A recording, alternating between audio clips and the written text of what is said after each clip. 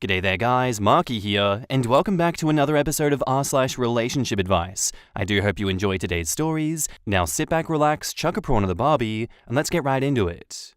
Posted by user Equal Budget, titled, Am I the asshole for charging my friends rent, then keeping the money for myself? This will be my first year in college. When I got accepted, the first person I told was my uncle. We are very close because he took care of me when I was little because of my parents' crazy work schedules. Anyway, my grades were good enough to get me in, but not enough to get me any scholarships. That means I'll have to take out loans for my tuition and work for my expenses. When my uncle found out, he said that I should just concentrate on school instead of working, but my dad, his brother, said that money is tight right now, so my parents can't help me out as much as they want to. My uncle has investment properties all over the place, so he said that it's not a big deal for him to buy another one near my campus, which he did. Then he had contractors renovate the house, so everything in there is brand new. He even had them install a bay window in the master bedroom just for me, and I got to pick out everything else like the carpet and counters. He told me he wants me to concentrate on school and not work. Instead, I can be his landlady and rent out the other 3 bedrooms and keep that money to fund my expenses. I have a group of friends who are attending the same school, so I made a deal with them. Studio apartments are going between $900 to $1,500, not including utilities around the campus, with the expensive ones being closer. My uncle's house is 1 street over from the campus, so I can literally walk to class every day. I'm charging my friends $700 per room, or if they double up, $350 per person per month, and split utilities evenly. They all jumped at the offer, and no one asked any questions until recently when one of them asked me how much the overall rent was. I was honest and told them about my uncle and our deal. That blew up in my face because now every one of my friends are calling me greedy for charging them rent and then pocketing the money. We're all in a huge fight, and they all want to either pay nothing or throw a couple hundred in for utilities. I cried to my uncle, but he said now that I'm an adult, I need to make my own adult decision. He'll stand by my decision. I don't want to lose my friends, but I don't want to disappoint my family with bad grades either. I thought I was being fair with rent, but literally all of my friends are calling me a greedy asshole. In the comments, Dittohead Forever says, "You're not the asshole. They're getting a great deal, but instead of focusing on that, they are seething with envy. Your uncle didn't buy and renovate that home so that your jealous friends could have a free place to live. He invested in that home so that you could have a place to stay and an income while you're in school. Don't back down, OP. Your friends are not entitled to a free roof over their heads just because you have one. OP's friends are entitled AF. They're getting a great deal, one they cannot get anywhere else, but they want more. The idea that just because you own something free and clear, you can't charge rent? That's a lunatic notion. The use of real estate has a value separate and apart from how that real estate is financed. There's a lesson here for OP in the problems of mixing business with personal relationships. Being the landlord for your friends and family can be tricky, not always, but it's also not rare. It's not the best practice. I have honestly noticed this type of attitude towards renting with most of the younger generation. Not to sound like a crotchety old lady or anything, but rent covers a safe space to yourself and privacy, climate-controlled place to store your stuff, wear and tear on the home and facilities you use, and renter's rights once a lease is signed, etc. I have no idea why so many people think they're entitled to a free living space if they're renting from a friend and family. I rented a room from my bestie that owned a house back in the day. I felt good knowing that my rent was going towards my good friend and his mortgage instead of some unknown entity that owned a big block of apartments.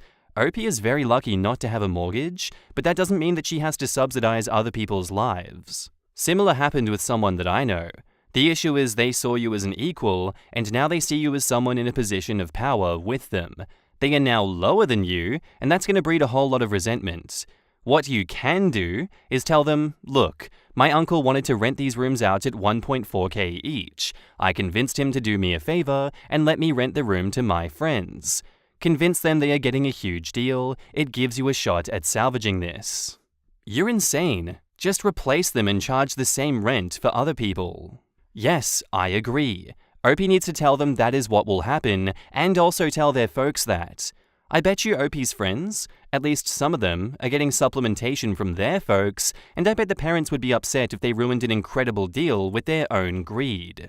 Yeah, honestly, I'd very much agree with these comments here. I do think that these friends are spinning the situation way out of control and are going to screw themselves out of a great deal with their own immaturity, their inability to see the forest through the trees. Even though, yes, OP is in a much better position than them, it is unfair, but unfortunately life is unfair in many instances.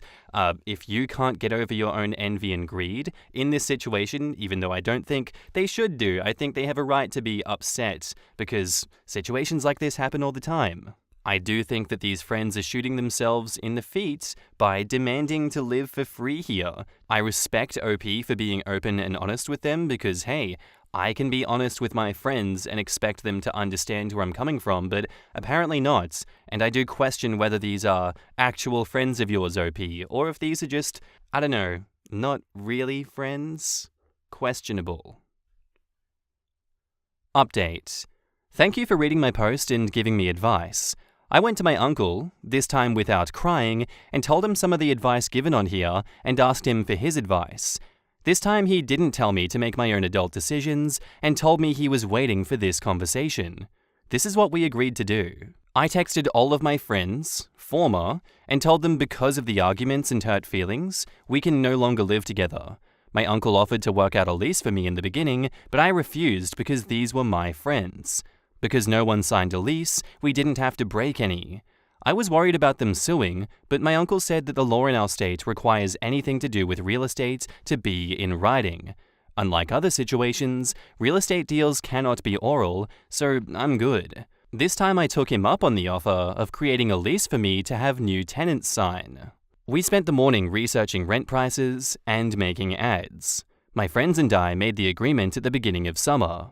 Now that there's only a couple of weeks left until school starts, we found almost nothing within 3 miles of campus. There were some options further out, but nothing was cheaper than $1,200 for a shared room, and that was in an old house with window AC units and 5 miles from campus. When the house was being renovated, my uncle had central air and heating installed. We came to a rent price of $1,300 and placed ads in several places, including Facebook. Within an hour, I got a dozen messages. It's 4 p.m. now, and I literally have over 100 messages. Many of them don't even need to see the house in person. Based off of the pictures and location, they want to submit their application today. Some even offered to send me the deposit, and one person said their dad will pay me the full semester amount today. My uncle gave me some advice that was exactly what you guys said. Never mix money with friends, or I might lose both, and never tell anybody my business. He told me not to lie, just keep quiet. Thanks again, and have a great weekend, you wonderful people. Our next post is by user MyIssues123, titled, To My Husband's Female Colleague. I do not know your Reddit name, but you finally gave me a reason to use this throwaway. I know you look through this sub after you got advice here telling you to come clean to me about your affair with my husband. I personally couldn't find a thread that fit the description, but could be the wrong sub or you deleted it. So if you read this and it sounds familiar, then yes, it's about you. I have no plans of speaking to you in the future, but I want to make a few things clear. Yes, I do remember when we first met at the Christmas party and you kept trying to get my husband alone to talk. You pouted so much when he refused, I thought that you would quack. Do you remember how all of his colleagues were friendly with me? I remember when you approached my husband and I walking home from my birthday party. I'm pretty sure this was a coincidence, but seeing my husband practically jump away from you trying to hug him was the highlight of my night. I know my husband is sexy. Of course I know. I married him and had kids with him. But I bet you didn't know because you've only been at the company for a few months that your co-workers used to be my workers. I know all about you trying to get him alone after meetings, not only straight from my husband because you make him feel uncomfortable, but also from them. Did you think he wouldn't talk to me after you accidentally sent him 2 provocative photos on 2 separate occasions? Did you think that you could really get him? Did you look at his Instagram and think, wow, I want that life. I just need to lie to his wife and it's all mine.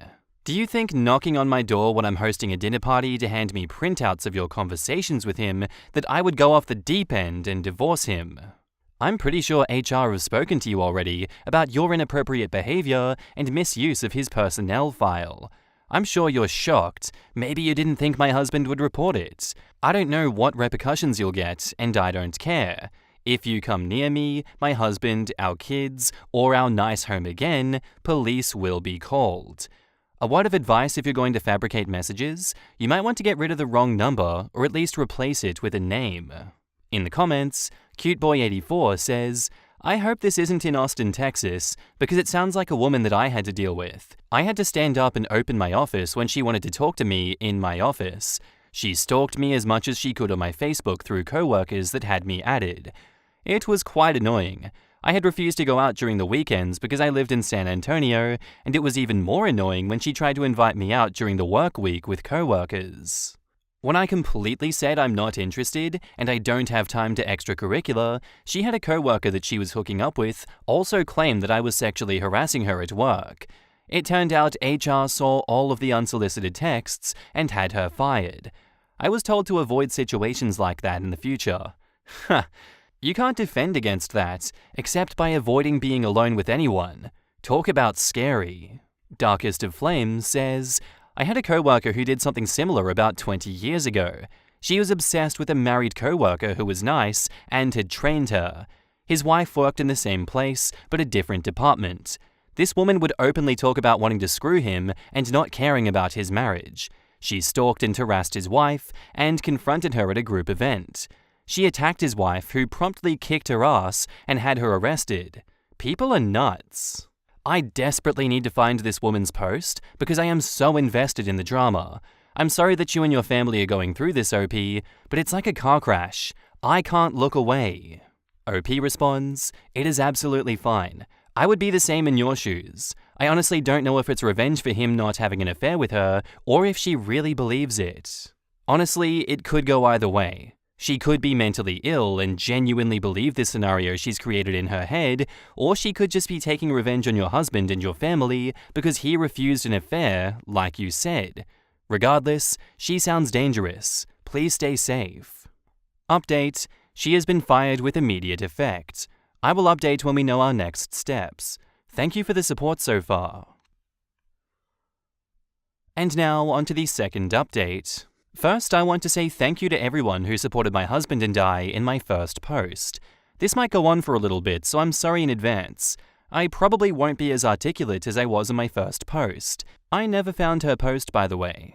A few people implied that there was no smoke without fire. Usually I would agree, and have been on the other side making these comments myself on my actual account, but my husband is also on Reddit and saw the comments, and he wanted me to add some prior events. My husband is high up within the company marketing department that works closely with the event team in their field. When they work together on a project, big or small, they have to have meetings. The bigger the project, the more meetings needed. My husband works very closely with the colleagues that went on maternity leave. The woman was highly recommended by a senior employee in the events team, so after she had training on the systems and brought up to speed by her department head and my husband for a big project, he was friendly towards her. He remained professional at all times, and the meetings they had were also never alone. The project was a success, and then another big project landed in their laps. It was at this time the woman started acting strange just before the Christmas period, asking for clarification after meetings when the points had been discussed thoroughly. When my husband rebuffed this and directed her to her own manager, it escalated to offering to discuss work matters over coffee, lunch, and dinner countless times a week, telling him that he looked good that day. This was done using her work email. She met me at the Christmas party and sulked when she couldn't get him alone, and a few days later sent my husband the first picture via social media. He didn't actually see the first picture until after she apologized in person. He accepted her apology before checking his messages when he was back at home with me. She had put an "oops, sorry, wrong person" message straight after it, so when he clicked that message, the first picture was there, which she could have deleted before he actually saw the message. A week later, a similar thing happens with a second picture on a different social media platform. He saw who the message was from and asked me to open it. It was a little more provocative than before, but when she apologized, she asks him if he told me about the pictures, as she didn't want me to get the wrong idea, as they were both obviously a drunken mistake. She was not a friend on any of his social media, so I don't know how she thought that was an excuse. My birthday comes along, and when she went to hug my husband, he jumped away as her actions were getting him worried. But after that, her actions calmed down a little bit. She sort of stopped asking him out to discuss work so much. But then last Monday happened. Update: she was fired for sexual harassment and gross misconduct, and this has led to someone else being suspended pending investigation. As my husband and I were both working from home due to the events that happened last week, I was unaware at the time of my post that she had been suspended pretty much straight after my husband reported this to HR on Wednesday. He handed over the text exchange, the messages on his social media with proof he never responded, and he printed out the work emails he had received also. The reason for the rapid response was due to the nature of the allegations, but I can confirm she was fired yesterday. I have not been told what she said, but she did not try to raise any allegation against my husband. In my comments, I explained a little about the HR department's system. The company uses an electronic personnel database which only HR employees can log into. No other employees should have access to this system, yet an employee in the IT department gave the woman unauthorized access to the HR system. A report was ran, and she had been in my husband's profile 34 times. I don't know what she actually did in there, but apparently there was so many amendments that they had to restore his file from a recent backup. So the IT employee has been suspended pending an investigation, but I don't know much else about that as it's not my job to know. I'm only recounting what I've been told by my husband and former colleagues. The past 48 hours has been crazy, but I'm glad that this post reached other platforms as a relative of hers found the post and reached out to us to apologize for the woman's actions. After a few messages were exchanged, we had a very long telephone conversation. I will not go into the specifics due to their privacy, however, I can say the following things with permission. The woman has been fixated on other men before, resulting in her having an order of protection against her and her needing treatment. The family believes this is due to a traumatic event that she only witnessed when she was a child. She is normally very stable when she has medication. The only problem with that is that when she is stable, she believes she is completely healthy and stops taking the medication, causing a relapse. The person that she had the text exchange with was her teenage niece, who was not aware of her aunt's condition. The niece was under the impression that it was a joke, then became scared when we called Wednesday morning, so she hung up. She reported this to her family, and they found out later that day that the woman had been suspended. The family found the post and my comment referencing the text exchange and got my husband's name from the woman after confirming the post was her. The woman is currently staying with other relatives about 4 hours away from where we are. We will be contacted if she goes missing from their care, especially while the medication is working its way back into her system. We will not be pressing charges at present, but we have logged this with the police, especially after talking about it with our friend, and her family are aware of this. Our security is being updated within the next 2 weeks. The school and daycare are also aware of the people who can and cannot drop off and pick up my kids with photos of them. They've also been provided a photo of her and to contact my husband and/or I if they see her near the school or attempt to pick the children up.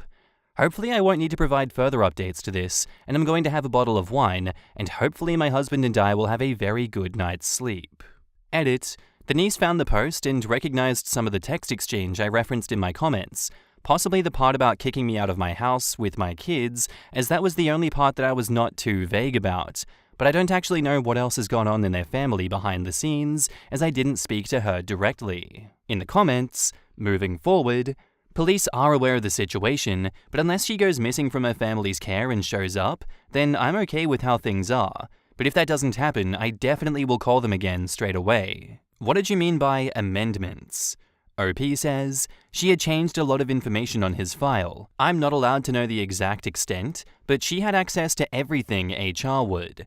They managed to confirm that she didn't access anyone else's file also, and the amendments were reverted back when the backup was restored. So a few mini updates since my update post. We're still in contact with her relative. She is doing better than she was, but the medication still needs to work its way into her system. It took a little while and her whole family to convince her why her actions were inappropriate and she needed to take her medication. The family is still worried that we will go the legal route, but we won't at this time. The niece has reached out to apologize for her part, but she is only young. The IT person has been let go. However, I do have a bit more information regarding that. She had asked for access to check her own file to check a reference. The IT person did it and forgot to take back the access. They had also given access to a few other employees. Access has now been revoked from everyone with unauthorized access. I don't know what the company will do with him yet, but I believe they are talking this out with their legal team. The senior employee that referred the woman in the first place has also reached out to apologize. They had no idea that there was even an issue until HR spoke to them. We will not be pressing charges against her or the company, as we wish just to move on from this as well as we can. We would have if my husband's professional reputation had been tarnished by this, or we seem to be in danger, but we're glad that nothing more has happened other than a few new grey hairs on the both of us. And now onto the final update, 6-month update. Hello everyone, it's been a while. I was hoping my last update would be the end of everything, but things got crazier than we would have expected. I've tried to write this time and time again, but each time I did, something crazier happened. So sorry if this post is a little rough around the edges. For a while, it all seemed like a bad soap opera. Things went from bad to worse to outright ridiculous. A lot of stuff has happened since my last post, so I apologize if I ramble, and appreciate if you have read my other posts so far. If you've not read the previous posts, a quick recap. My husband worked with someone who became infatuated with him and turned up at our house with fake evidence of their affair, but she was and is mentally unwell. So my husband and I agreed with her older brother, Wayne, fake name, he is the father of the niece, that ex-colleague Sarah, fake name, went to stay with her aunt and uncle 4 hours away, who would help her recover and make sure that she stayed on her medication until she was healthy enough to get a job again and trust her to stay on her medication. Wayne promised us they would contact him if there was anything important to report, and in turn, he would contact us if she went missing in their care. So everything was going well until late March. My phone was in the house and I was doing some gardening in the front while the weather was warm, and I look up and Sarah was in front of me. She was smiling and oh so glad that she caught me when I was home because she kept showing up when none of our cars were in the driveway. Before I even managed to process her presence, she yells with excitement that she is pregnant and my husband is the father. I swear my eyebrows contorted in confusion so much I couldn't see for a moment. It was evident that she had not been on her medication, not because she was a mess, she was dressed very well and looked well cared for, but she was still under the impression that my husband had this forbidden romance with her. She goes on to tell me that their love child is due in mid-June, and that as I've been a dutiful wife and stuck by my husband through his infidelity, then we have to get along if I'm to be in their love child's life, and she hopes that I do not hold a grudge of their love against their child. Which is all well and good if there was a chance what she said was accurate, but I will state again that there is no way that he could be the father. He doesn't have the time for an affair. With 4 kids, work, our joint social life, and his hobbies that are in our house, and our joint hobbies, unless he is actively cheating on his commute to and from work, there is no chance. Also, with her due date, she would have gotten pregnant before she even met my husband. I mean, he had a little something to do with the interview process by glancing over her resume, but they didn't actually meet until she started working. As soon as she left, I found my phone had numerous missed calls from Wayne and messages and voicemails begging to call him back, so I called him back to get more information before I called my husband. Wayne confirms that his aunt slipped up when she was giving him an update on Sarah's condition, which led to her spilling everything that had happened. I was not witness to this conversation, so I don't know the full details, but I do know there was an argument, and it resulted in finding out the following. As soon as she got to their aunt and uncle's house, that she admitted she was pregnant. They jointly decided that she wouldn't take the antipsychotics until she gave birth to her baby. She promised that she would stay away until after the baby was born, but she was adamant my husband was the father, and then decided the day before she needed to let us know. She is a curvy lady, so I may not have seen a 4 to 5 month baby bump when she turned up at my house, but I was a bit preoccupied when she turned up. There goes my bragging about my observation skill set. According to Wayne, their aunt and uncle were of the impression that my husband was the father of the baby as a result of a one-night stand, and that he was denying his cheating on me, and that she became obsessive after this event. But apparently she could do no wrong in their eyes, so accepted all of this and took her at her word without confirming this with Wayne. so all of the updates that we had from them was just lip service. Wayne was just as upset as we were. He knew his sister was spiraling in this delusion, and his family that were meant to support her were letting this happen. So I relayed all of this to my husband, who was understandably upset and concerned for our safety. We log this with the police and decide that we can go forward with a restraining order after paternity is proven, as at that moment, it is just he said, she said, because my husband could not prove that he never touched her. The next time Sarah showed up in early April, we see her approaching, we send our kids upstairs, and casually walk outside to talk to her. I did not want to talk to her where there were no other cameras, I don't want her near my kids, and I didn't want her knowing the layout of my home. She asks to go inside and rubs her rounding stomach. I firmly tell her no. My husband tells her that he wants a paternity test, which she seems offended by because she never cheated on him, but to prove that the baby is his, she agrees to have one after the baby is born. As infuriating as this situation is, it's understandable as it's her body. I admit, if this was the first time I had met her witnessing the conversation, I would be seriously questioning my husband. She seemed genuine, coherent, and confident even. That was the scary part, that she fully believed that my husband was her baby's father. I've seen mental illness before, and have never witnessed anything like this. She just seemed so sincere, until she asked for money to support his unborn child and get things, as even though she was staying with family out of town, and as she no longer had a job with their affair getting out, she wanted to be on her own by the time the baby was born. We refused, and told her that if paternity was proven, then we would help. Late April, we get a call from my husband's parents, who, despite knowing the situation, asked my husband if there was a chance the baby could be his, and after reaffirming the no, they explained that they were at home and got a knock at the door and that it was Sarah. She wanted to introduce herself because once the baby was born, she wanted them involved in the baby's life. They knew who she was already and what happened, so we gave them strict orders to not upset her because we do not know what she's capable of, just that she's pregnant and unmedicated. My husband was disappointed and worried, but understood that they had to ask at least once. His no was enough for them. We do not know how she located their address. We think that she may have followed us at one point, or maybe it was on his personnel file that she saw as his previous address.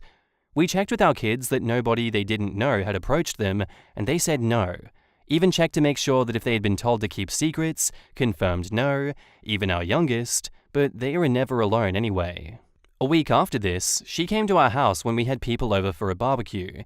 Our kids were at my in-laws, and we had an opportunity to try to relax with our friends. We spoke briefly about what happened recently, and then she was walking through my kitchen into the garden like she owned the place. She was cradling her rounder stomach and started introducing herself. This was the first time our friends had taken a look at her, but she was not allowed to stay for long. My husband ushered her out quickly, followed by me.